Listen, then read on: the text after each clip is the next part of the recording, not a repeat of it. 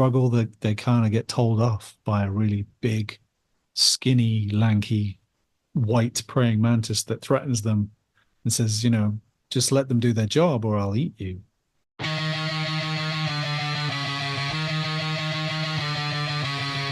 a force in all of us that science knows nothing about. Force of fear.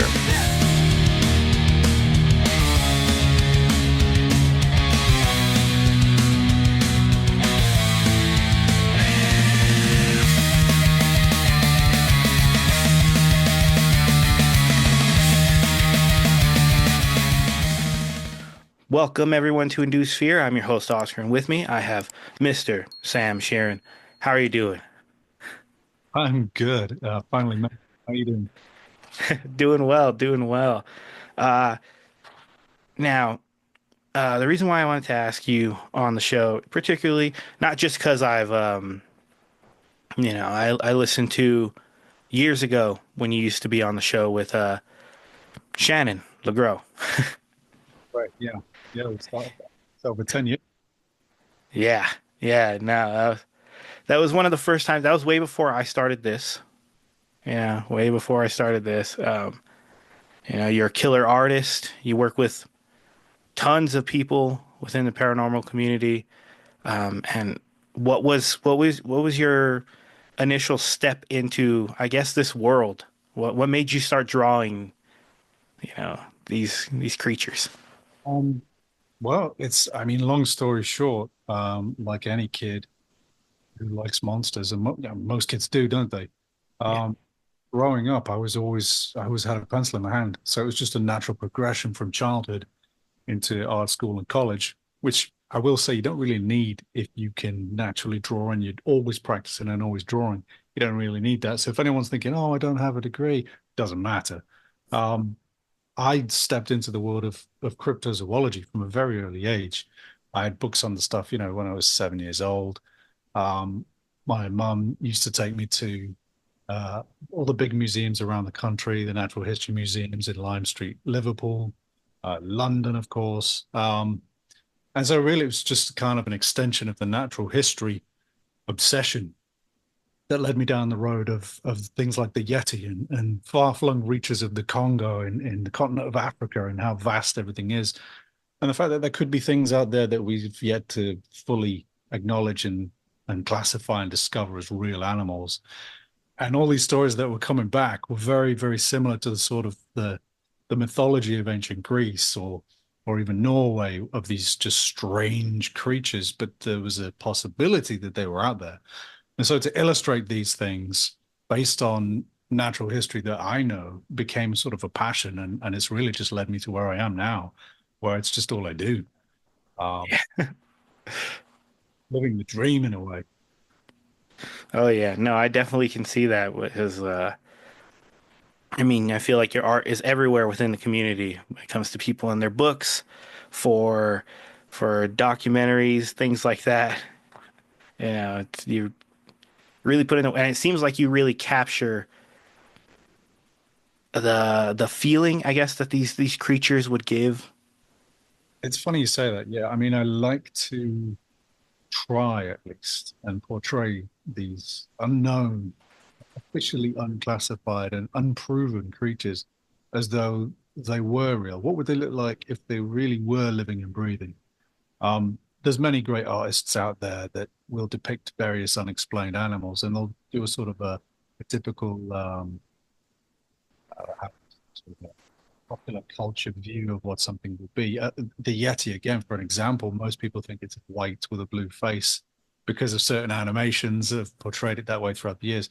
When if you read into the anecdotal history of the Yeti and the people from the area in Bhutan and just that whole region, northern India into the Himalayas, Nepal, of course, it's not white. I mean, there's no doubt that there are white ones, probably when they get older, or maybe when the seasons change or what have you. But generally speaking, most of the Yeti reports depict them of having a reddish brown or even black hair.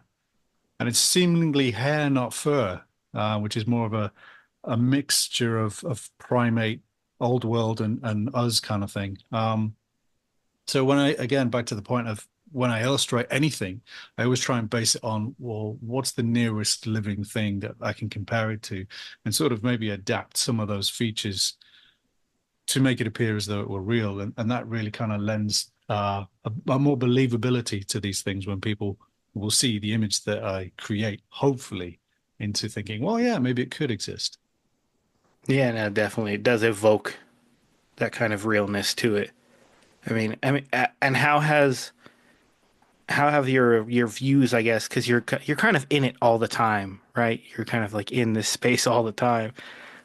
But, yeah, Yeah. I'm lying awake before I sleep, and then I'm dreaming about it. Yeah, it's pretty much. Yeah, have things changed from, I guess, your initial beginnings of just being already into this kind of cryptid realm, until now, after being it for the years, have things changed? They have, and it's really.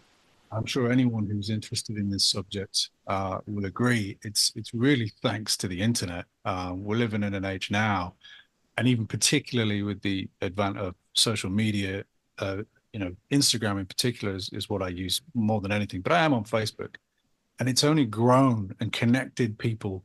Um, and it's sort of, you could read books by Lauren Coleman, and then today you can send him a message on Facebook, and it's one of those things where the world suddenly got very, very, very small, and we're seeing so much more of it through these channels. And so my interest and obsession with the unexplained and cryptozoology, even the paranormal and ghosts and that side of the unexplained, all of these different areas, and UFOs and aliens, I really am fascinated by things that are kind of odd, as is a lot of people. And it's only seemingly grown with a multitude of television programs these days. It really is kind of it's almost like a fad, this trend that I'm sure will keep reinventing itself as time goes on. But it's on a downside, unfortunately, and I'm sure you'll agree, there are far too many of these shows that tend to copy each other, particularly in the ghost world.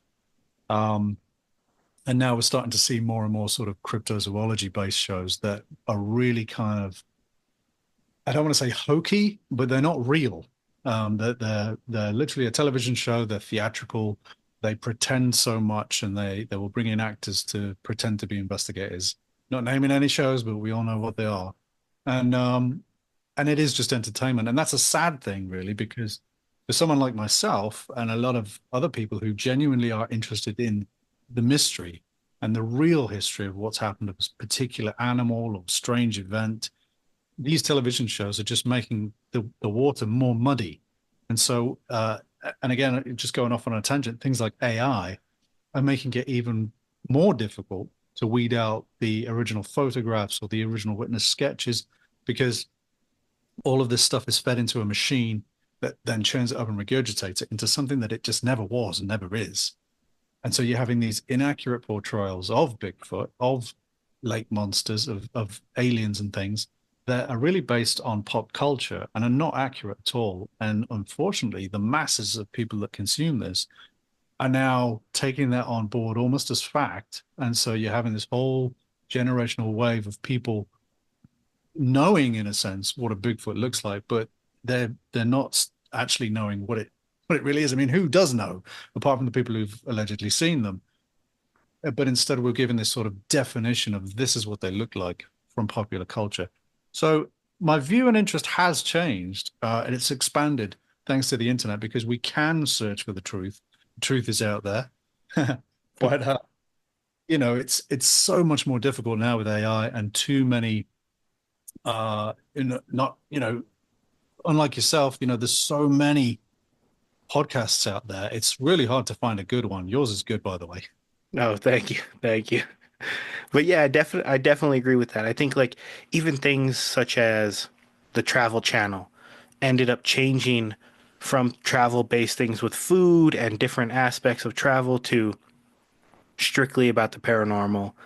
Everything is a ghost show, stuff like that. Just Every ghost is a demon, and they have to sort of up it up a little bit of like, oh, let's make it more sensational, and it's all for show.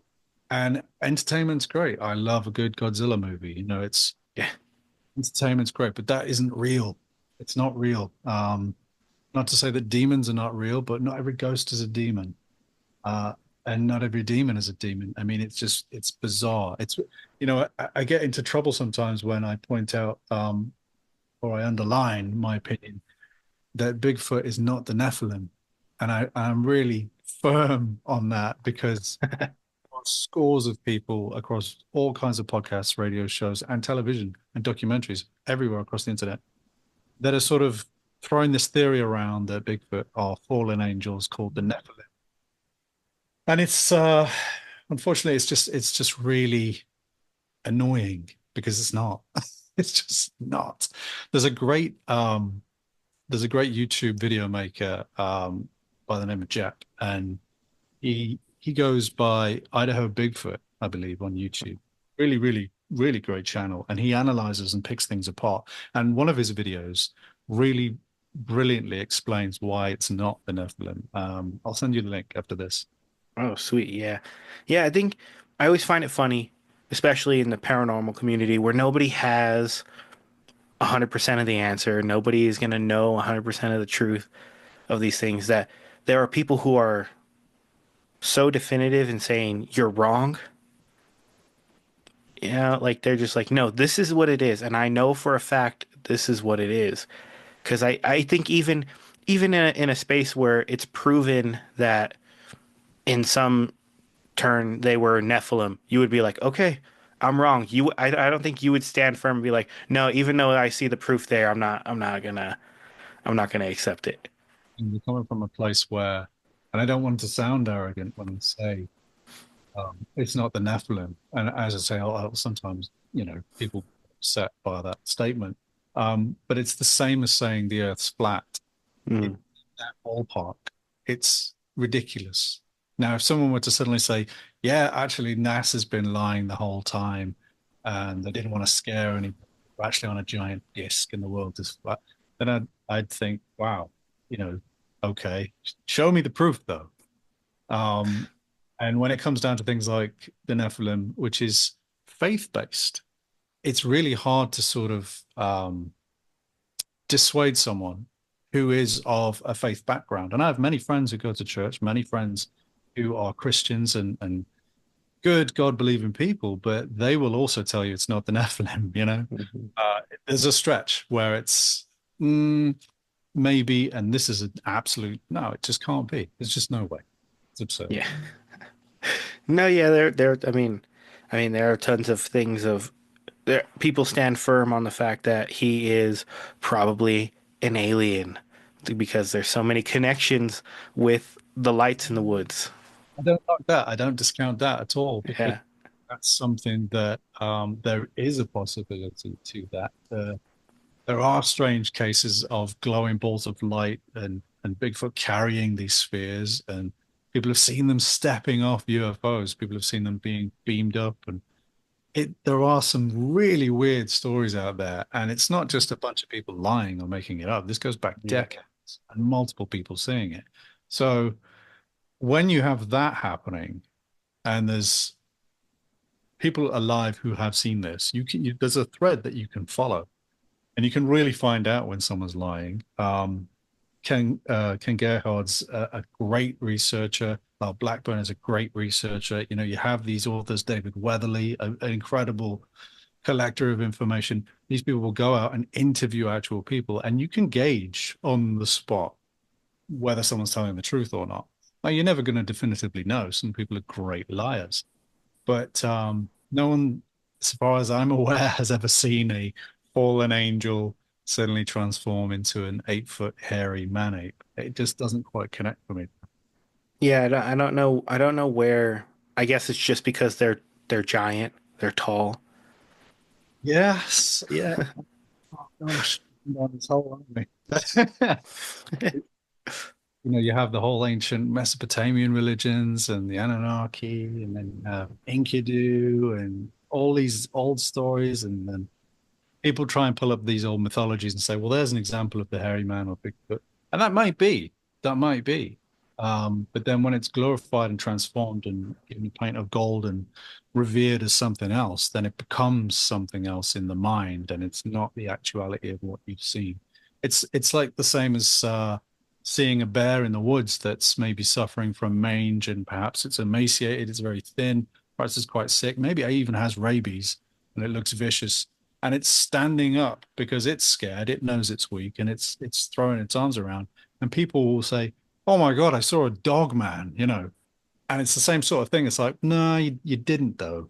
But in that person's mind, they did because they've been sort of almost groomed into that belief by so many podcasts and people coming forward who claim they've seen these werewolves essentially. And that's another one that's a real stretch to kind of get your head around. Nick Redfern is a great researcher again, who did some really good digging on the Dogman thing, which is a phenomenon that's really kind of escalated in the last 10 years, hasn't it? Where it's become almost like a pulp fiction character. It's like you have your Mothman and your Flatwoods Monster, and the Dogman is another one. It's this strange, shouldn't exist kind of cryptid that really doesn't fit the natural world and is tied to sort of witchcraft and that kind of thing. So it's hard to really believe in that side of the unexplained, but it's Yeah, there. no. The people are seeing something, even if it's a mangy bear. Yeah, I had someone come on the show, and it's my one of my favorite things to share. And he mainly described an event of him driving back home late one night, and as he's driving down the road, this big giant black what appears to be a wolf or a dog just is walking across the street. As soon as it hits the other side of the street, he's like, I don't know how else to describe it or how else to say it. It just stood up on two legs and continued to walk away. And that's the gist of his story. No other embellishments, nothing like it came running at his car. He's like, I don't know how else to explain this. This is what happened. Yeah, yeah. Now, Rick Nedfern, that's Nick Redfern is sort of he's pointed out this many times where it's possible that we're not necessarily dealing with perhaps, as some have suggested, a new species or a divergent breed of wolf that has learned to walk upright. Um, but we're perhaps dealing with injured animals that may find it quicker to get away if they stand on their hind legs. We've seen many things. You can look on Instagram or TikTok where people post photographs of animals, pets that have been born without limbs and have learned to walk on two legs. Some of them are really cute videos, although it's very sad. They don't have front limbs, and you can see these dogs just walking like people. So it's not impossible. Yeah. Uh, no, the physical frame, the hips, and the sort of body weight ratio doesn't quite work for them in the long run. They can do it for a short amount of time, much like a bear. So people seeing wolves standing upright is entirely possible. Maybe it's a disease that's affecting a lot of them where their front paws are weaker. Maybe they're all adopting this pose to appear bigger or to appear like a person. Maybe they're mimicking people, or maybe it is just simply quicker to get away because they're injured. Who knows? Yeah, I always thought of it as they know it kind of deters people. They've learned that if I do this, they don't come near me. Possible. Yeah, it's possible. So they've learned to like as soon as they see a person, okay, I'm gonna make myself either look bigger or I'm gonna do this thing to make them go away and leave me alone. It's funny you mentioned that. Just earlier, I was thinking to myself about bears. I mentioned two grizzly bears fighting, and it was pretty horrific. And the line was, if you think you could wrestle a bear, or if you choose the bear, you're not going to survive. 'Cause here's two grizzly bears going at each other, and it was horrific to watch. And then I started thinking about, well, they tell people to either play dead or to make yourself bigger and wave your arms and make a lot of noise and, bear, bear, bear. And I thought to myself, well, if a bear has no problem attacking another bear, why would it look at a person unless it A, knows what guns are and has instinctively learned that that thing has a bang stick, or maybe it sees us as a small Sasquatch.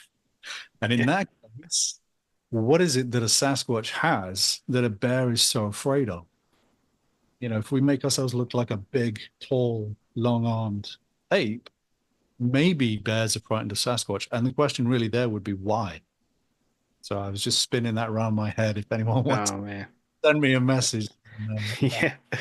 No, that's definitely a crazy idea to the fact of, okay, what is it about a primate, like essentially a primate that is making itself look bigger that frightens the bear and makes it go, oh, you know what? I don't want to mess with this and I'm going to go the other way. guns, or is it something Sasquatch can do that we can't? Maybe you guys just think that, oh, that might be a Bigfoot. I'm going to back away. Yeah. No, that's definitely an interesting thought. Really interesting thought. Now, being in the paranormal world, have you yourself had any experiences? Not with Bigfoot, other than I may have, and it's always the disappointing lines. May have, um, I've had many UFO sightings because living in California, I quite often would go for a walk and just look at the sky. Um, and for whatever reason, it just seems to happen a lot more in the US than anywhere else. Though I have seen a UFO in France, a couple in England, but mostly in the US, and they've all been completely different. I've never seen Bigfoot though, and I'd love to, from a distance, maybe. I'm not sure a face-to-face encounter is a really good idea, unless of course, No. but who knows? And I don't think making yourself look bigger is going to do the same. I might attract them. I don't know. Yeah. It's other world of fear. Yeah. But what were the UFO uh, sightings like? Were they, because you said they weren't all the same, really? Like, were they just different crafts? Well, yeah. It's hard to sort of, without going on forever, and I do tend to ramble. That's fine. They've all been completely different, but they've all been disappointingly lights. I've never seen a craft like a flying saucer or anything. However, I think one of the most disturbing ones I've seen was right over Hollywood. I used to have an apartment in Hollywood back in 2012. I'm still in Los Angeles, but I've moved to a different zone. Um, but back then, it was around Halloween. Uh, Someone wanted to smoke a cigarette, so we stepped out onto the balcony because we were, continuing conversations. And one of my friends, and this is right in the middle of Hollywood, right in the middle of the whole, Sunset Strip area. One of my friends pointed to the sky and said, what the F is that? And we looked and we couldn't see what he was pointing at first, and then we saw it. And it was a triangle with a not a solid shape. You couldn't see a shape other than the formation of the lights that made the shape.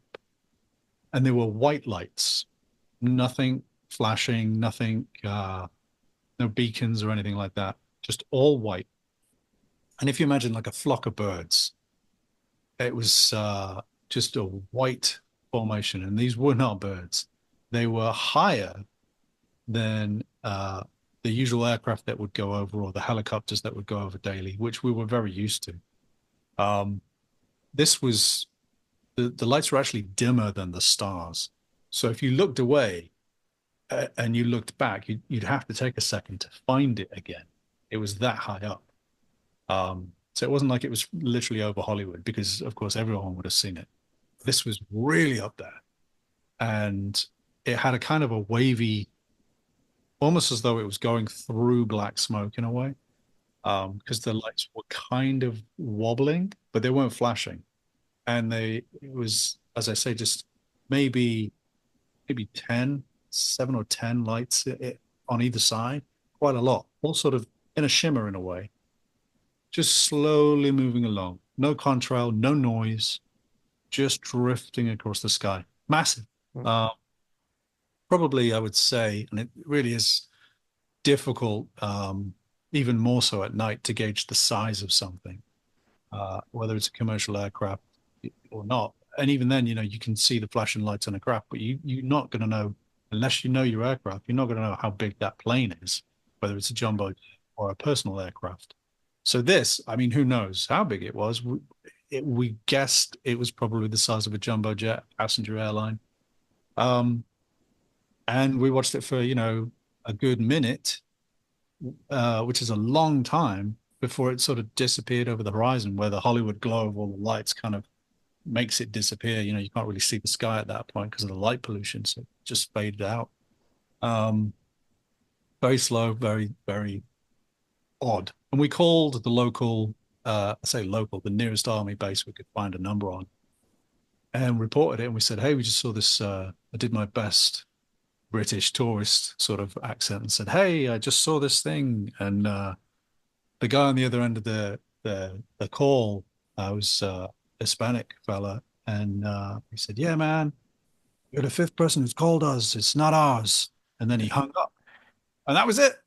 So, we never got any more information other than other people had been calling about it, which we thought was really weird, because not many people look at the sky. And again, it was pretty hard to spot. So, um, whether he was just playing with us, I don't know, humoring us. They might get calls like Yeah. that. I don't know. But I mean, I've seen golden balls, balls of white balls, balls of light. They look like balloons, let's be honest. Um, but the first one I saw was in 2007 in just over the hill from Hollywood in Burbank.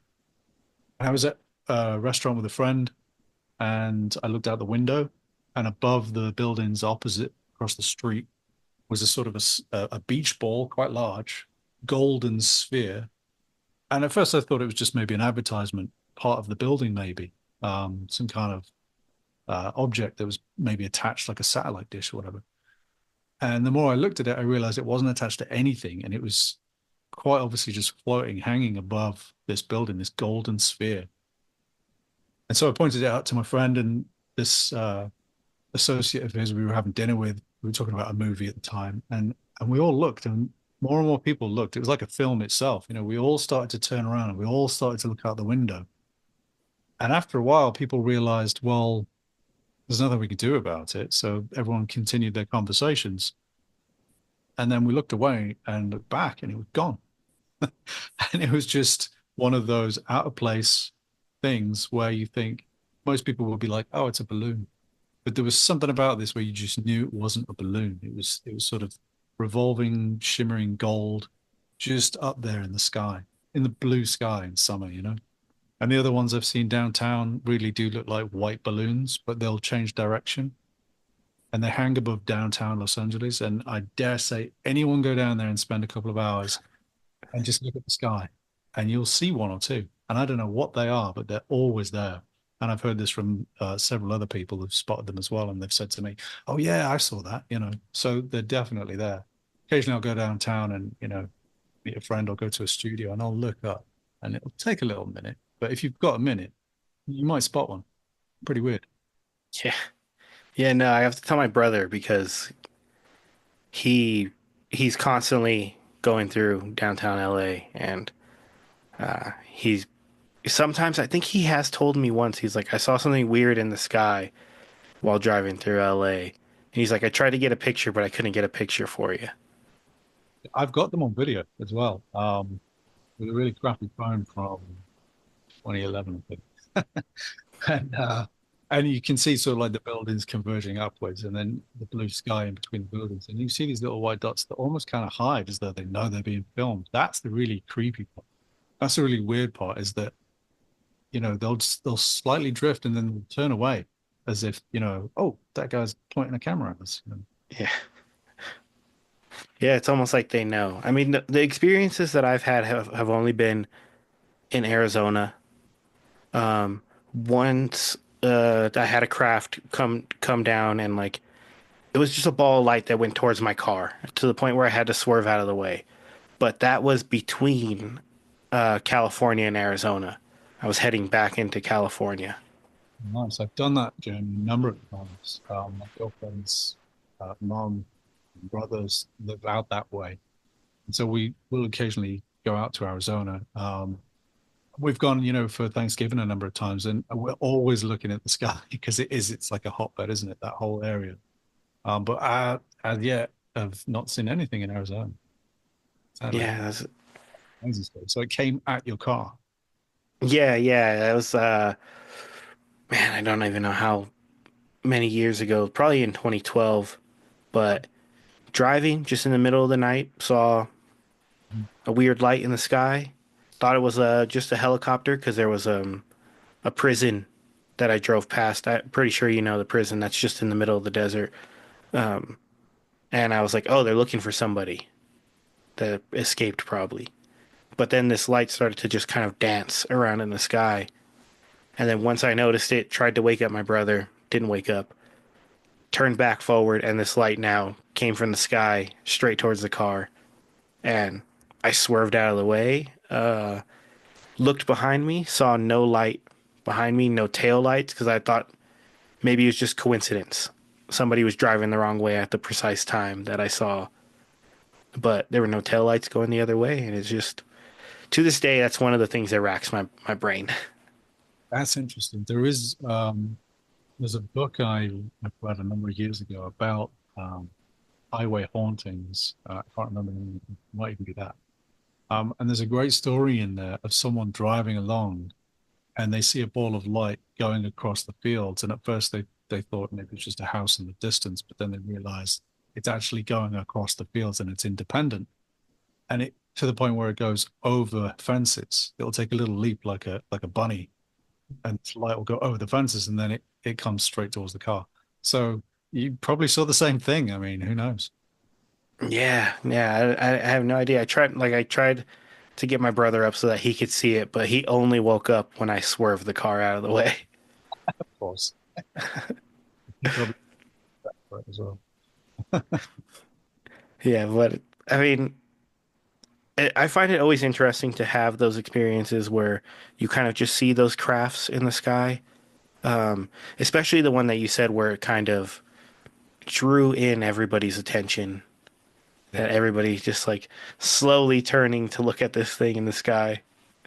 People are getting out of their chairs and they're starting to walk towards the window. It really was like a movie moment. But then that's always the case, isn't it? When something really strange happens, no one really knows what to do because there's no rule book. There's no handy manual to say this is what you're meant to do. So everyone's kind of just sort of, huh? Yeah, and then before you know it, it's gone and the moment's passed. Nobody pulled the phone out, nobody pulled a camera out.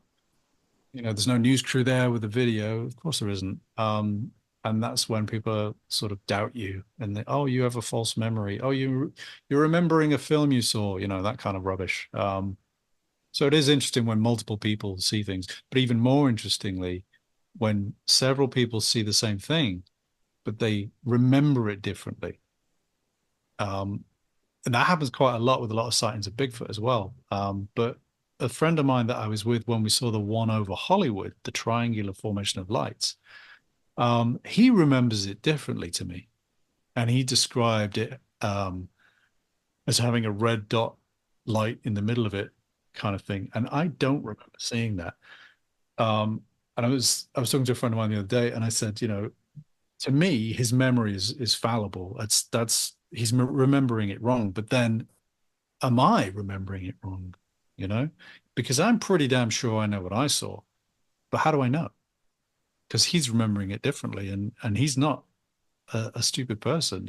He's a good friend of mine, and he's also interested in this whole sort of phenomenon. But he's describing something completely different, and that does tend to happen when people are seeing something. Their friends will remember it differently, or the reports will come back differently. Um, it's sometimes maybe questionable or dubious if several people have the same exact story, because then you're thinking, well, hang on, have they all sort of conspired to lie and say, make sure you say this detail and don't forget to say that? Because if it's all a little bit too the same, you watch enough murder documentaries where several people have planned something, it becomes quite apparent that they're all lying. So yeah, who knows? Yeah, at that point it becomes almost scripted in a way. Yeah, yeah. Who do you believe? People who get the story wrong, remember it differently, or people who have it a little bit too perfect? Yeah, yeah, those are always. I mean, like even when it comes to cases such as, let's say, like Betty and Barney Hill, Yeah. they they have a memory of the same incident, but each of them has something different that they remember that specifically happened with them during that moment. Yeah, there's always, if you dig enough into any famous case, there's always layers that will eventually dissuade you into sort of accepting what happened really happened. And it's quite sad sometimes. Sometimes you sort of, I think it was Jonathan Downes from the Centre for Protein Zoology in the UK. He said that we need monsters, and it would be nice if the Loch Ness monster's never discovered, because we kind of need those things to be there. And when we find out certain details, like the Betty and Barney Hill incident, where you think, well, she was already interested in UFOs, she'd already read certain things about UFOs, she already had an understanding of certain star systems and the idea of aliens. So that's already in her mind. And when you start to find that out, you think, did she embellish anything with her own false memories? Or is she remembering something that she's read? And at the same time, has she influenced her husband? And is he under regression having a nightmarish association with what she's already interested in? Maybe they were just abducted by government agents for some kind of awful experiment. That's always been a theory thrown out there. You watch enough of the X-Files, you'll see that sort of scripted into some other episodes where it is, in fact, the government dressed as aliens, um, abducting people. So there's a sort of a plausible deniability, like, well, that doesn't exist. So that couldn't have happened. But it's really the government, and that's how they get away with these things. And it's the same with the cattle mutilations. How do you test on a mass amount of people or animals? Then you disguise it as something else that, you know, you can lie about. So Yeah. sad, but true. Yeah, I mean, Project Bluebeam exists for like that theory exists for that reason alone. So, I mean, I totally get that, especially when now the government really has their foot in letting the people know about aliens. Well, I mean, with the current administration where we are, um, things are really unfolding everywhere. Uh, and for the greater good, for whatever it will be, unfortunately, along the way, it's going to upset and sort of rock the apple cart very much in all kinds of areas. But what it's going to do is it will tear down the sort of the wizard's curtain, and we're going to see what's going on behind everything. We're going to see where money has been spent. We're going to see things like UFOs and secret projects, and we might not be able to find out directly what they are, but we'll perhaps be reassured, okay, well, that does exist and they are developing this. We just can't.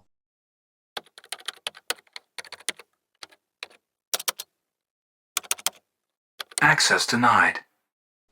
Well, we're back on recording. It cut us off in the middle of talking about the government for whatever reason.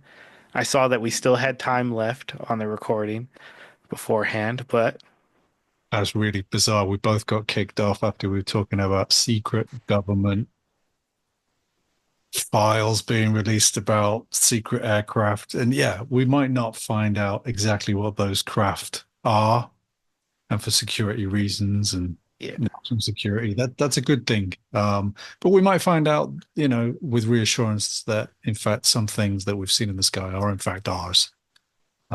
So yeah.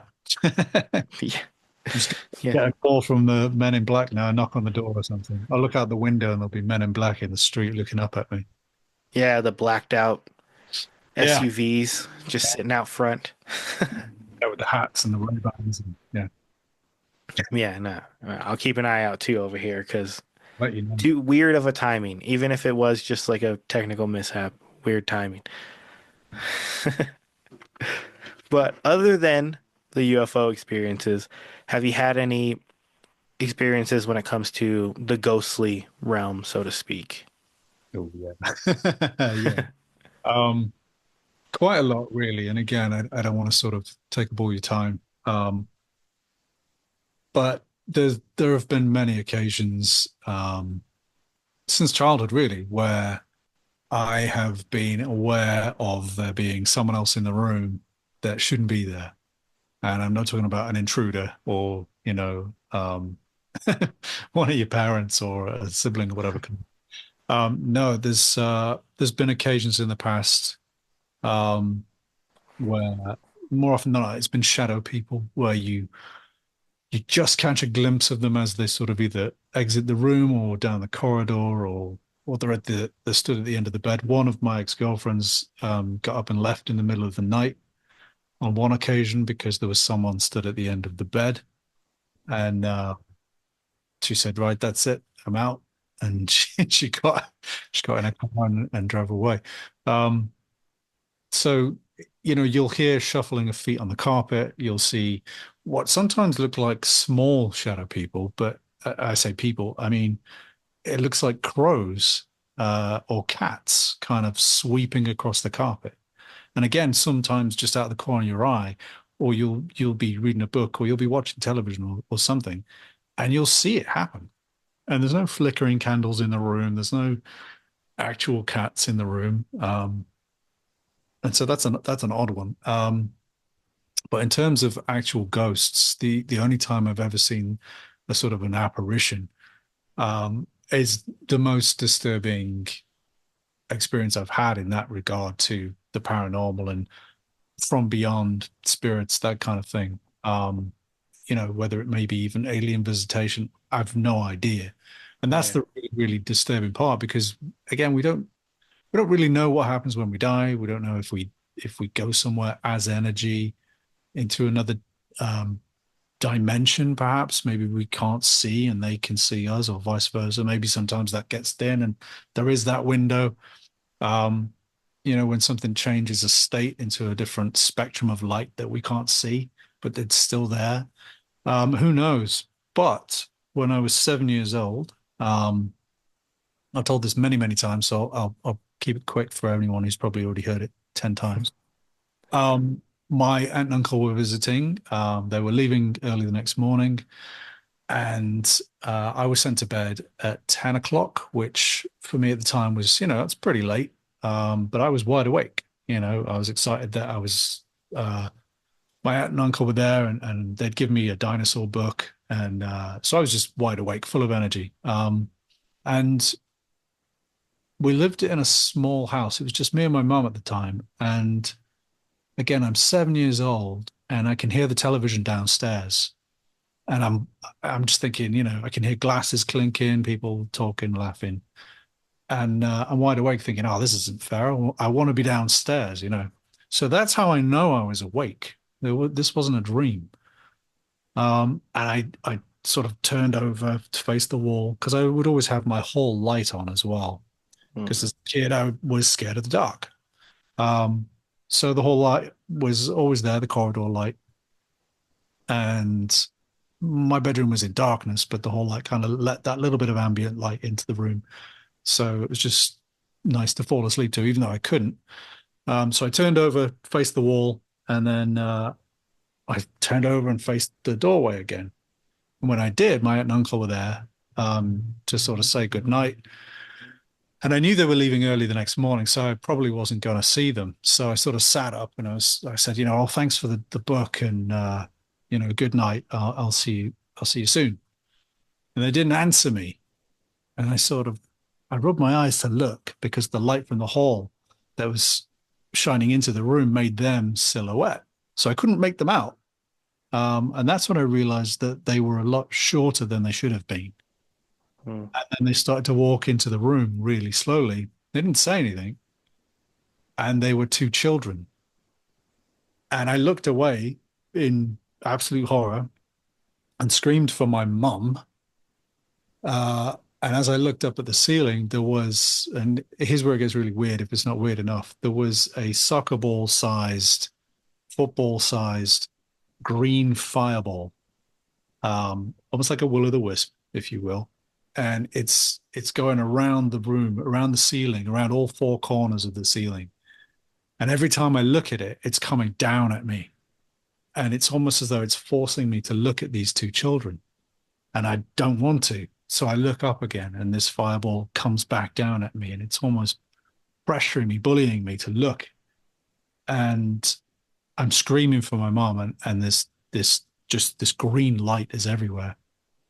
And then my mum comes upstairs. I can hear her running upstairs, and she stands in the doorway and looks around. Then she runs into the room, grabs my arm, pulls me out of bed, and shuts the bedroom door. And we all slept downstairs that night.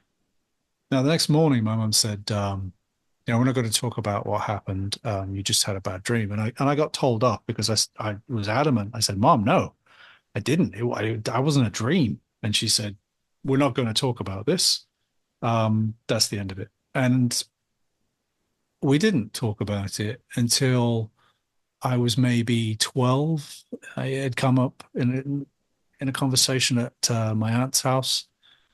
And I said to my mum, what happened that night? What do you remember? And my mum said, look, I don't like this kind of thing. I don't want to talk about it. I don't like talking about it, but I'll say this and then don't ever ask me about it again.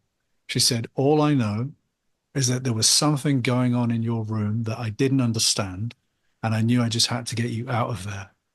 And that's the end of it. And to this day, she won't talk about it. Wow. So, yeah. Wow. Now, Must have really like freaked her out as well. Well, I don't know what she saw, but, Yeah. but she said to me, the way I described these two children, she said, there's no way I could have known what they were wearing. It was sort of frilly clothes, knickerbockers, and that kind of thing. And I was 7 years old. She said, there's no way. You know, I don't know for sure if,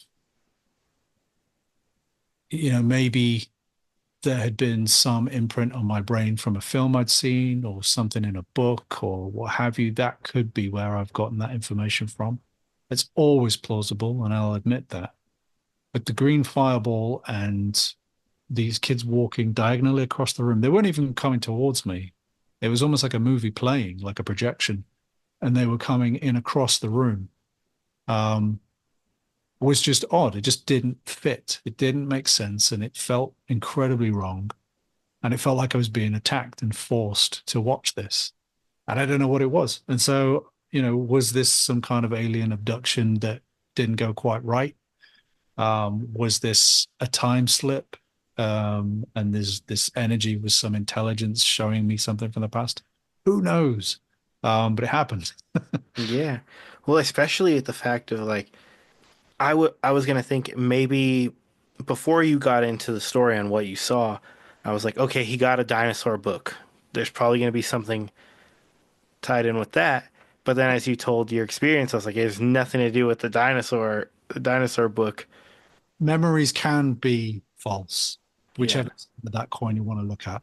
Um, Memories can be wrong, and some memories that, uh, like Betty and Barney Hill, some memories that some people may accuse them of being wrong or maybe twisted, or maybe that just didn't happen. Maybe they did. You never know. Yeah. Well, I mean, especially with the experience you described beforehand, it's like you remember your exact feelings in those moments of the fear you felt when you realized, okay, this isn't my aunt and uncle. Yeah. And then also the feeling of almost being bullied by whatever this green light is. Not only is it weird that there's this green light here, but it's also bullying you at the same time, and you're like taking that into account.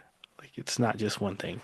Yeah, I mean, you could say, this green fireball was sentient. It had its own mind and intentions and what have you. And I would argue that that could absolutely happen in a dream. Um, I have, for the last month, had the most insanely disturbing dreams for, days in a row, and then there'll be a night where I just don't really remember, but I'll always have the most insane dreams. Excuse me. So anything is absolutely possible. But as a child, just remembering those specific details and knowing that I was awake because I could hear the TV downstairs, and I'd only just gone upstairs.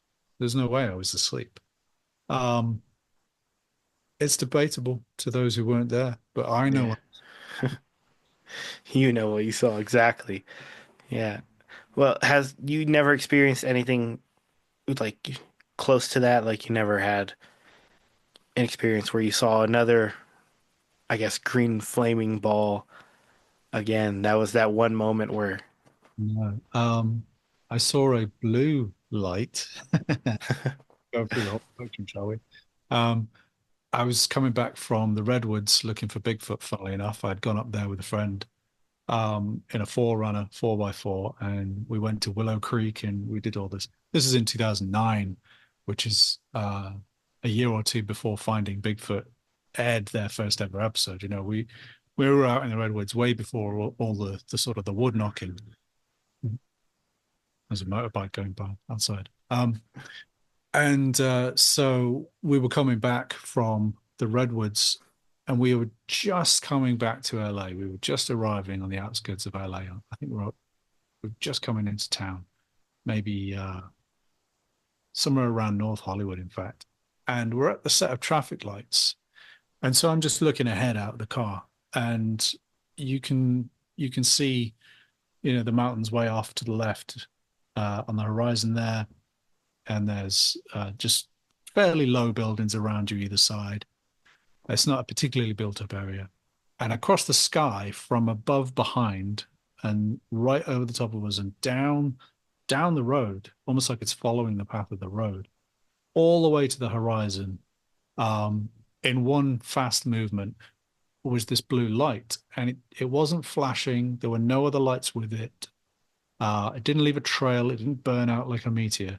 It was a continual light that was traveling on its own, faster than any plane I'd ever seen. I think if I was looking at it side on, I might have missed it. But because it was going away from me, I saw it for a duration, even though it had gone all the way to the horizon, which was, miles away. It was gone in a second. It took 1 second, I would say. wow. And people will think, well, a second, how do you know?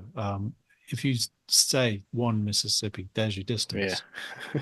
And I don't know what that was. I mean, that could have been a military plane, could have been anything. Was it a flying saucer with little green men? Probably not. We don't know. We don't know. Yeah. Maybe it was one giant white praying mantis alien. I mean, who knows? Praying mantis alien. Have you talked about those before? Why does Uh, that ring a bell for me? maybe. Maybe we may have talked about it on Into the Fray years and years and years ago. But That just hit a weird bell in my head when you said that right now. yeah, they're the scary ones that tell people that they need to behave or they're going to get eaten. Um, uh, there's various reports and things where I've read or I've seen it on a documentary where people have been abducted. They're surrounded by typical little 4 foot tall gray aliens. And then if they struggle, they kind of get told off by a really big, skinny, lanky, white praying mantis that threatens them and says, just let them do their job or I'll eat you. And you just think, wow. I mean, if that's a nightmare, that's a horrible dream. Yeah, Yeah. a nightmare. But if that happened, good God, why are they hanging out with little greys? Are the greys robots? Are they working with another species? What's going on? I mean, you could go down all kinds Yeah. of, rabbit holes there, but yeah, the giant praying mantis, they're quite scary. Yeah, that would be utterly terrifying. And they always say they're telepathic as well, don't they? They always say that I just heard its voice in my mind telling me, which again ties into the Sasquatch thing, doesn't it? Where a lot of people will say that they've heard Sasquatch speak to them in their mind, and the mind Oh speak yeah. telepathy.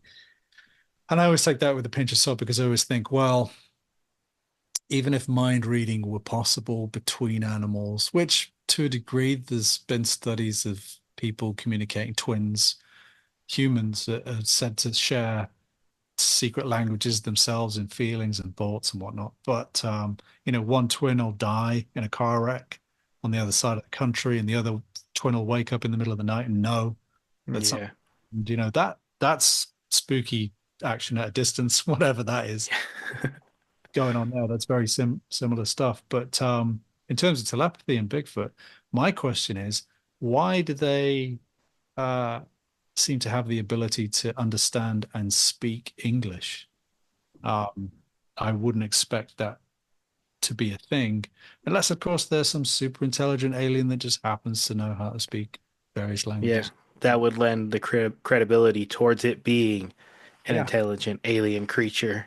yeah, it sort of adds value to that, doesn't it? Because Yeah, why would a giant sort of family tree branch of a hominin of some kind, some relic hominid, well, how would it be able to know an English language? If anything, you'd expect it to speak some form of First Nation or Native American language, if that at best, maybe a few words.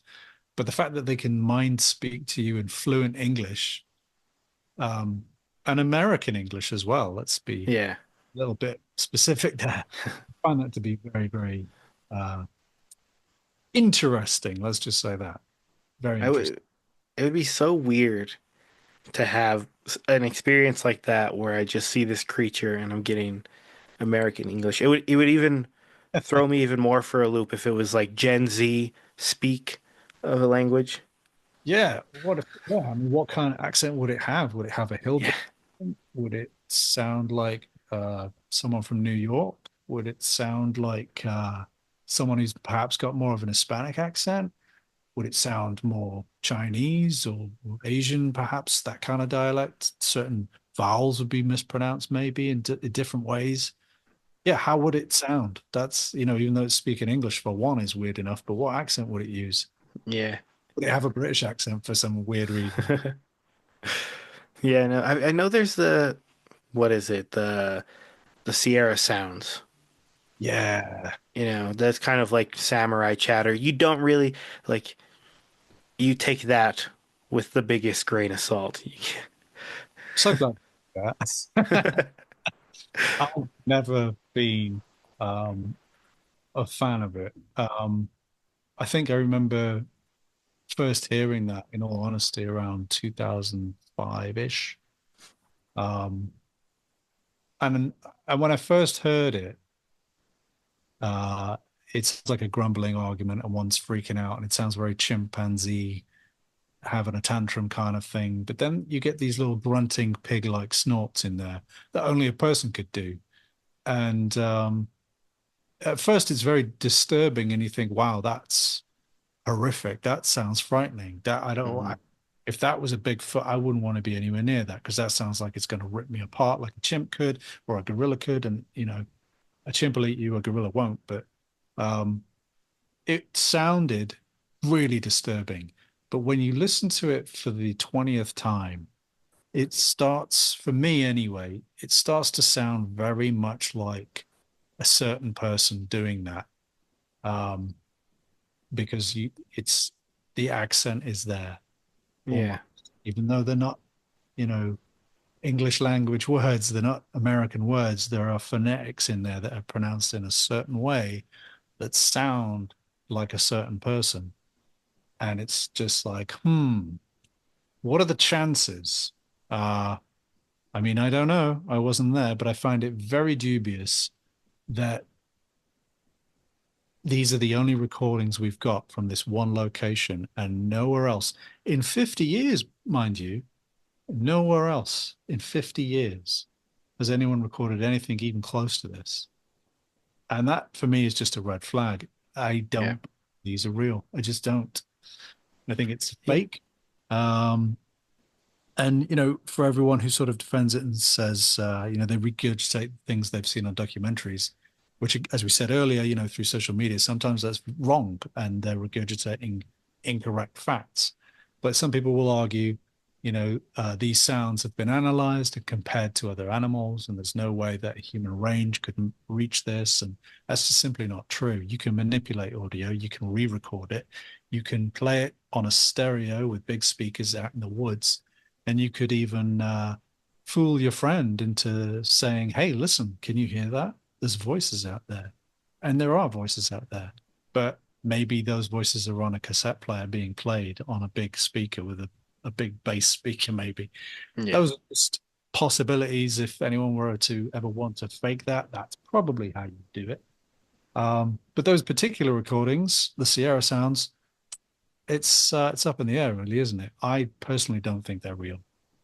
Yeah, I think after because I did a full episode on the Sierra Sounds and things like that, and I think after listening to it for over and over while doing the episode, it's just it does sound like the people who are listening, who are reacting to the voices. It kind of has the same tone. Like Yeah, you can definitely tell when somebody's speaking, you recognize a tone in somebody's voice, and it kind of carries the same kind of cadence. absolutely. Especially that's a good point. The cadence of it. It's especially when that particular person has a very distinct accent and Mhm. voice themselves.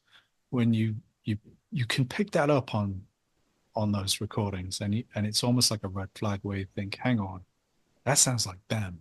I'm not so sure whether that is what it is or not. I don't know. I'm not making any accusations here, but I don't think those tapes are real. I really don't.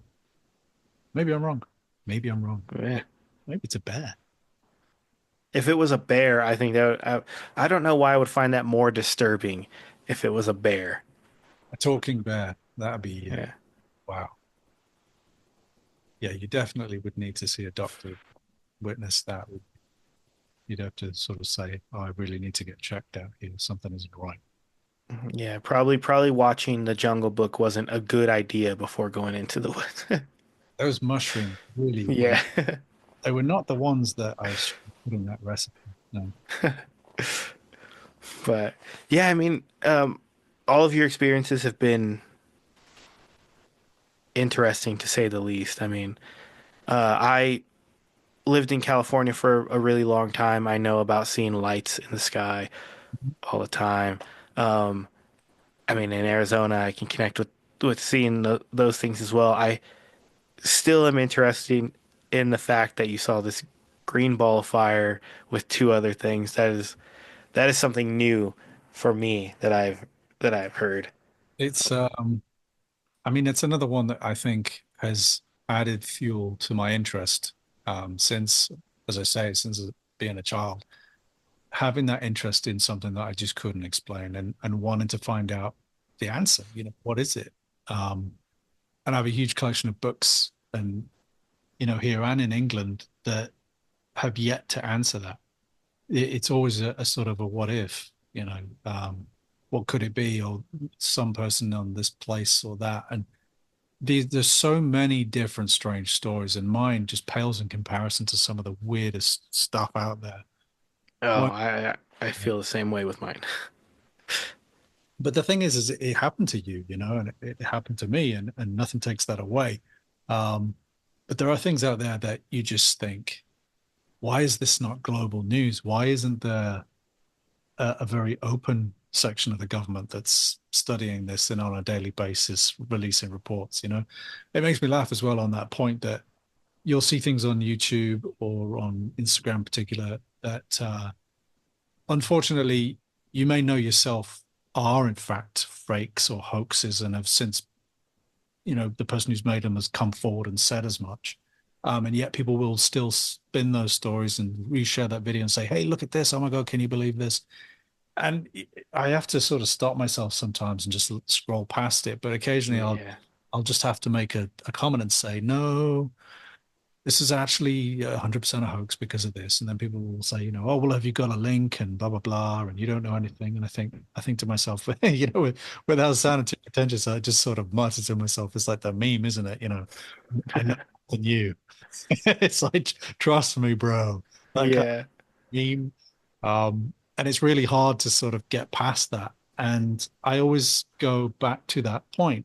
If this were real, it would be global news overnight. If that video of that ghost were real, it would be global news overnight. The dead from the other side have been caught on camera.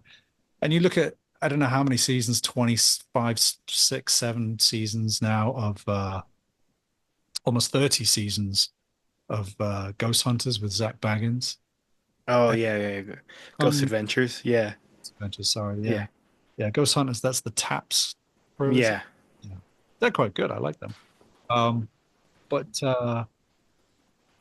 yeah, Zach Baggins is, love or hate the guy, I think he's doing a great job of bringing it to the world in terms of getting more people interested in the subject. That's a great thing. And he does go to these places, and you get a nice education of the history of all of the locations they go to. Even some of the ghost stories that are part of history, he will retell, and then they'll investigate. I love all that. I think that's great. Unfortunately, those shows have become so formulaic of show where something has to happen. He's almost possessed every single episode. Yeah. Um, he'll have a a bullying session with Aaron. He'll shake him and Yeah. out, what's wrong with you? And they'll get all aggressive, and it's all for show. And it's become so inane. I think I stopped watching it about a year ago.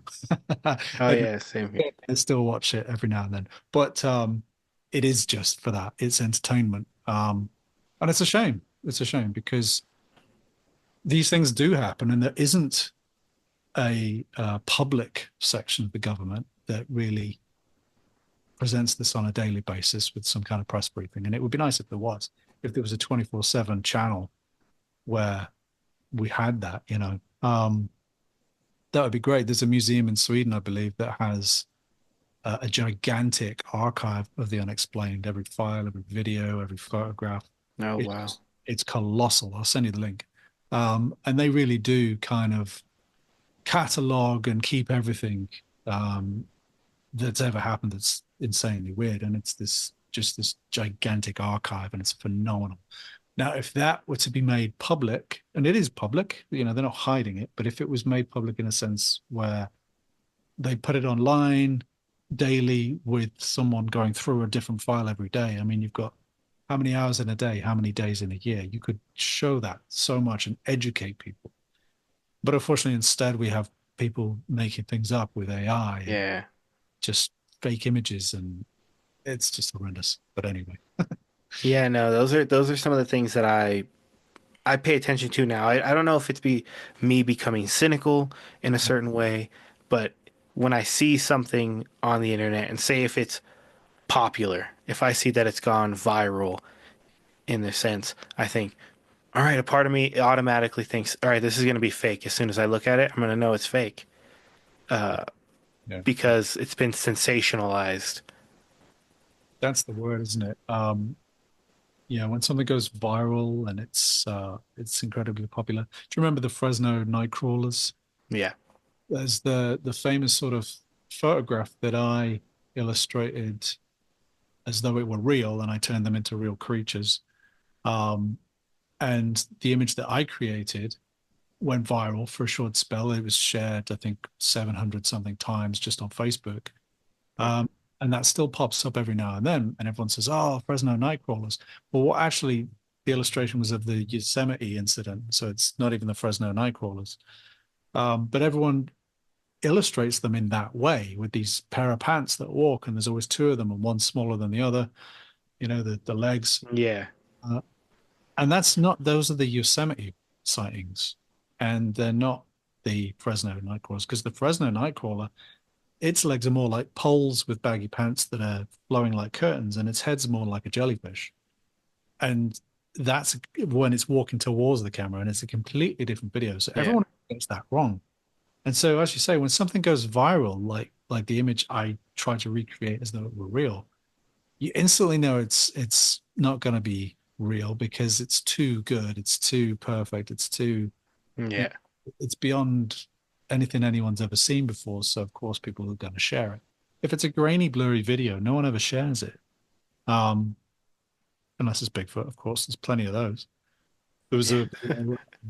that's always this case, isn't it? But the ones that are too perfect and too clear, they're always either AI, whether it's a still, or it's the guy, I forget the guy's name, but he makes these phenomenal costumes, and they are outstanding. And there's a few videos of him wearing them and walking in them, and they're huge, lumbering. It looks like the Incredible Hulk in terms of the Marvel universe, where anatomically it's all correct. It's just sized Yeah. up. And he's got this physically made, this suit, and it's covered in long hair, and it really looks like the real deal. And the first time I saw it, I did sort of bite my lip and think, hold on a minute. this is Yeah. too good. And I really, was excited. I thought this could be it.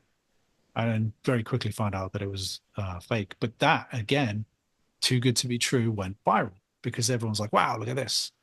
So I think it's a shame that there aren't really any vetting agencies out there to sort of by daily say you can go and look at this, or even feed it into the machine and say, is this real? And they'll tell you straight away categorically. Yeah. That would be nice, especially if it's already been debunked.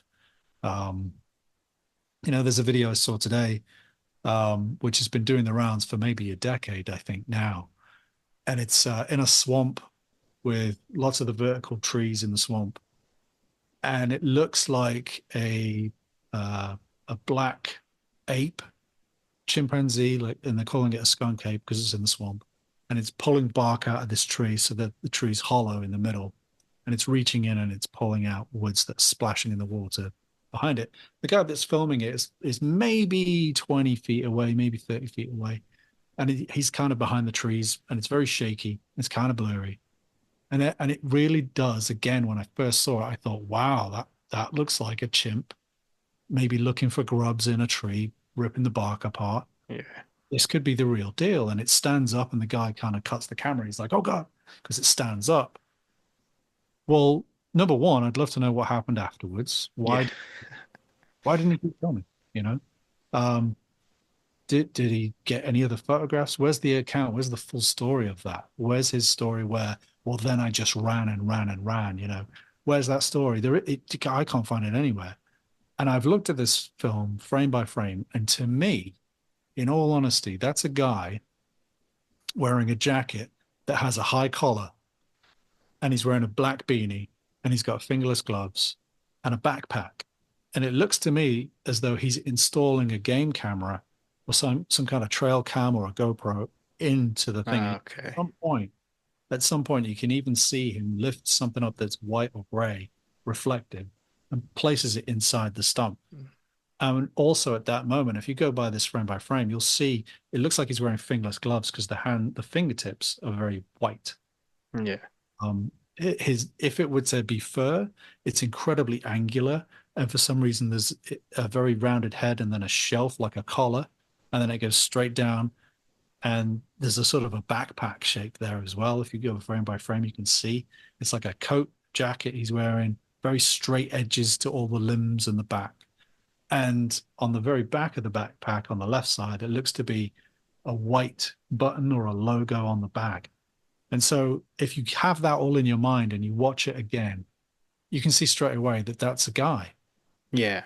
It's not a skunk ape in the swamp. It's a guy fitting some kind of camera, and his buddy's just filming him. And at some point they probably thought, wow, we could probably pass this off as something. Or maybe they just shared it and someone else has shared it as a false thing. And it's gone viral because it's too good. Yeah. Yeah. I feel like in those moments, especially when it's shaky, blurry, pareidolia is going to play a major part in that game of people are going to say it's one thing. Once somebody throws a suggestion out there, that now is placed in everybody's mind, and your mind is just going to fixate on that and create that as what you're seeing. Absolutely. Yeah. Yeah. No, it's funny. Friend of mine, Miguel, Red Pill Junkie, we went for coffee with Greg Bishop a couple of years ago, and he said to me that everybody has to have their journey of discovery, and you shouldn't be so hard on people who are discovering these things for the first time, even if you know they're fake. And it was a good point he made, because at some point in time, I didn't know certain things about certain UFO cases or certain ghost histories, or at some point I didn't know everything about, maybe a certain lake monster, Ogopogo or something. Maybe I didn't know about the First Nations tribes that are connected to that whole backstory. And I discovered those things for myself at some point. And he makes that good point that there's scores and scores and scores of people on social media who are coming to this for the first time. Some people are only just getting into Bigfoot. And so, of course, they haven't read all these books. They haven't seen all these documentaries, and they probably haven't seen a Sasquatch. Maybe some have, and that's why they've got into it. But for the most part, people aren't aware of all of the information. And so I guess we do have to be a little bit more gracious in allowing people to discover and make their own discoveries. But at the same time, I would encourage people to be absolutely more diligent with their research and really ask the questions, is this real? Not just because you want it to be real, because we all want Sasquatch to be real, but in any possible way, if you can find out that it's not, that's a good thing because you're weeding out the rubbish. And the more you share that information that this isn't real or that isn't real, the more that you tell people, and it's not to tarnish someone's discovery, it's helping them. That would be my view. And I said that to Miguel. And we kind of disagreed on it in a sense that everyone should find those mistakes. But at the same time, I don't think we're going to tread enough water to really get out of that swamp of crap unless we really put the obvious out, Excuse me. No. Yeah. No, 100 I agree 100% with that because I mean, like I said, sometimes it'll come off as cynical for me when I'm doing these things. So I'm just like, nope, that's fake, man. Like you just got to pay attention to it a little bit more. Yeah. Like and it's but it does help to weed it out so that you do end up you're going towards the good. Like every path that you take is not going to just be a clear path. You're going to have to take some brush out of the way as you're going towards. 100%, yeah. And you're only going to gain respect, I think, for those non-believers, for the skeptics. You're going to gain respect from those people by showing this isn't real, this is fake, but did you see this? And then really show them something, Yeah. because again, it doesn't do any of the people who are doing the real research who are genuinely interested. It's not doing any of those people any favors by perpetuating nonsense that you still get the silly X-Files music every news station when they report something. It's a joke. Everyone makes a joke of it, even still. I was just in the United Kingdom for Christmas, visiting my mum and my friends and family. And there was a show advertised and I think the channel was called Blaze. And they had a sort of a 2-week special on UFOs and unexplained. And they showed a few William Shatner unexplained episodes, which are, entertaining. I love him. He's great. And they were sort of just kind of touching on different mysteries, not really going too deep into them. And that's good. That's good introductory stuff for younger people or people who have not really gotten into it yet until now. That's really good introductory stuff. But then you've got the commercials for these shows where you've got a guy narrating the commercial for it, saying, next week is this, this, and this. And he's got a goofy voice. He's making fun of people in the narration saying, well, that must be real then, with a sarcastic tone. And they're trying to advertise a show about the unexplained and at the same time making fun of it. I don't understand what the process for that was, other than to attract people who think it's stupid, which to me is a moron. Like, why would you watch something that you think is stupid? That doesn't work. So I don't know how they're trying to attract people that way. Very, very bad. And it's sad to see that. So I absolutely appreciate that you are cynical. It's a bad thing. I think your show's great in terms of when you discuss something and you point something out that just is ridiculous. It's good that you do that. I think more people should. Yeah, well, I appreciate that. And furthermore, I definitely appreciate you coming on because, I mean, this has been an awesome conversation. Outside of your experiences, I've enjoyed this conversation on the whole paranormal community itself and where we are now, especially when it comes to things like TikTok and the way these short form videos are. Mm-hmm. But I'm sure everybody listening or watching know where to find you, but if you wanted to let everybody know where they can find you. Well, thanks so much. No, this has been great. We'll have to do it again. Thanks for the invite. It's been a good chat, even though it's probably been mostly me blowing wind down on.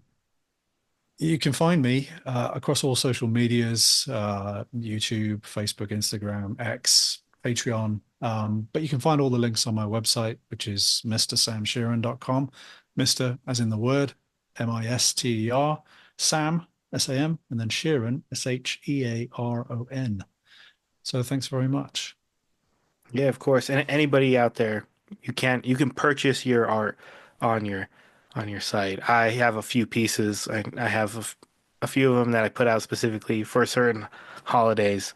Um, I appreciate that, man. Yeah. No, yeah, so I can attest to your work. Plus, you see it everywhere. Um, but again, I appreciate you coming on. It's been a blast. Enjoyed every second of it. To everybody watching, listening, make sure you go and follow him on every one of his socials. And don't forget to ask questions and face your fears. Thanks for joining me and Mr. Sam Shearon on this episode of Induced Fear. Bye, everybody.